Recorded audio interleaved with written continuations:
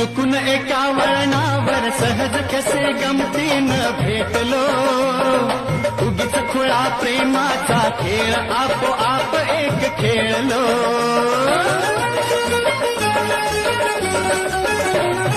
रंगताच खेळाचे अंतरंगी नकळताच उतरले, रंगलास तूही त्यात मीही त्याच प्रेम रंगी रंगले.